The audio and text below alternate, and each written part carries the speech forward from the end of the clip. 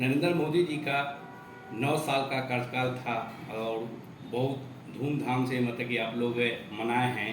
और बहुत कार्य मतलब कि केंद्र सरकार का योजना भी है जो धरातल पर दिखाई भी दे रहा है। और उसके लेके पूरे पूर्व नगर विकास मंत्री भी हैं। और मतलब कि जैसे फिर इस बार चुनाव का सरगर्मी तेज हो गया 2024 का चुनाव को लेके। इस पर किस तरह से गठन मतलब कि मजबूत दिखाई दे रहा है। देखिए, नरेंद्र भाई मोदी एक ऐसे भारतवर्ष के नेता उभरे हैं जो उनका पहला ही शब्द हुआ कि सबका साथ, सबका विकास और सबका विश्वास। ये बड़ी चीज़ है कि सबका साथ माने पूरा 140 करोड़ जनता के साथ और सबका विकास और सबका विश्वास हम हासिल करने वाला आदमी आज तक भारतवर्ष में दूसरा कोई प्रधानमंत्री इस शब्द का प्रयोग नहीं किया था। दूसरी चीज कि वह आदमी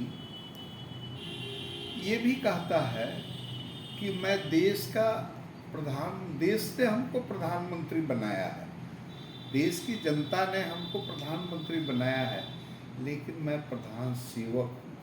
भावना को समझिए कि वह सेवा की भावना से अपने को प्रस्तुत करते हैं। वह प्रधानमंत्री कहते कि हमको देश ने बनाया है, लेकिन मैं उसका सच्चा सेवक हूँ।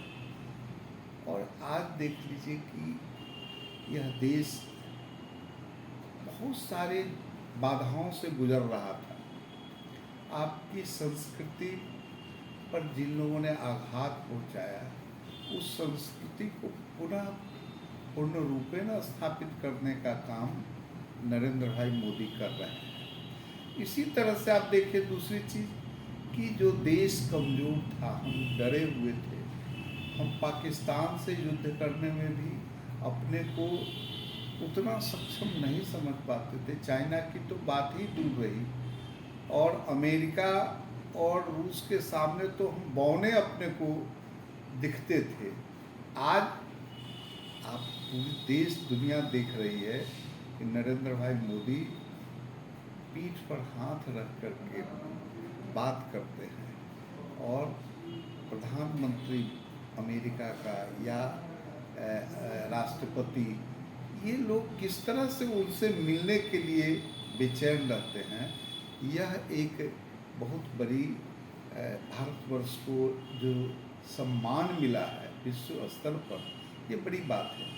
आर्म्स एमुनिशन के मामले में हम कितने सबल हुए हैं कि दूसरा देश आज हमसे लड़ने में हिचक रहा है, समझ रहा है कि हिंदुस्तान हमसे जो है वह लड़ सकता है, जीत सकता है, हमको हरा सकता है। ये भावना विश्व में पैदा नरेंद्र भाई मोदी ने और उनके सरकार ने किया है। आप सोचिए कि कृषि के मामले में किसानों को देख कर के आज इतना उपजाऊ हुआ कि हम दूसरे देश जो भुखमरी के शिकार हुए हैं उनको हम देख कर के, यस कहीं हम अमेरिका का दाना खाते थे, आज हम दूसरे देश को खिलाने की स्थिति पैदा हुई है।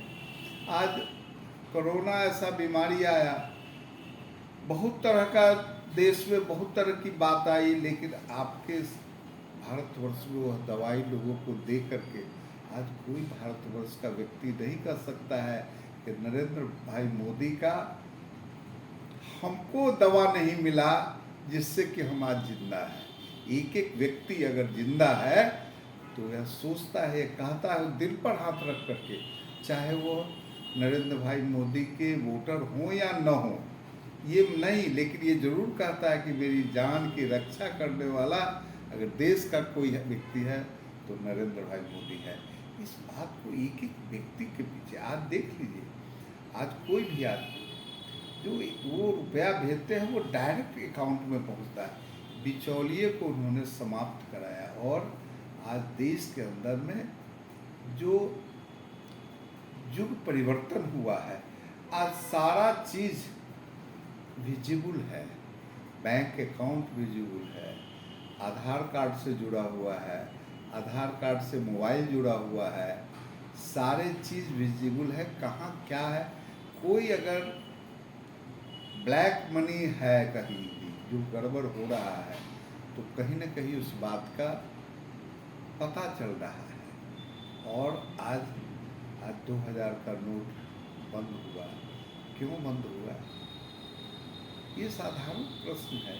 वह बंद करने का मतलब है कि उस पैसे को जिन लोगों ने स्टैग्नेट करके रखा लक्ष्मी को, वह बाहर निकलना।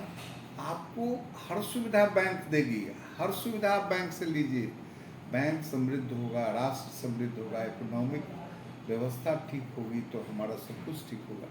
तो आप समझिए कि यह देश कितना बड़ा परिवर्तन ले रहा है और इस परिवर्तन का श्रेय प्रधानमंत्री नरेंद्र भाई मोदी और मोदी की सरकार हो रही है। इसीलिए तो देखिए धीरे धीरे हर जगह कहीं विपक्ष में है तो कहीं सरकार में है तो कहीं जो है सो, तो ये मजबूतीकरण, देश की सुरक्षा, आज बिल्कुल देश भारतवर्ष सुरक्षित है ऐसा लोग महसूस कर रहे हैं। दूसरे देश भारत की तुलना में भारत को देख रहा है कि यह तीसरा चौथे स्थान पर है, आगे की ओर भी बढ़ने का प्रयास इसका जारी है।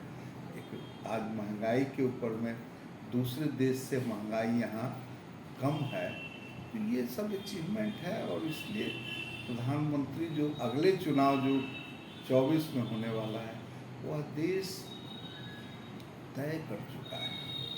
2024 के चुनाव को लेकर नरेंद्र मोदी भगाव के लिए महागठबंधन लोग एकजुट हो रहे हैं, इस पर क्या कहेंगे? देखिए महागठबंधन एकजुट हो रहे, पब्लिक एकजुट कहाँ उनके पक्ष में हो रही है। उनके एकजुट होने से तो लोग समझ रहा है कि परिवारवाद की पार्टी है, उससे लोग समझ रहा है कि ये लोग दागी लोग हैं। समझ, मैं नहीं कह रहा हूँ, एविडेंस कह रहा है कि वो दागी लोग हैं, परिवारवादी पार्टी लोग हैं, मतलब एकल चलने वाले लोग हैं। वह राष्ट्र को संभालने की क्षमता उन लोगों में नहीं है।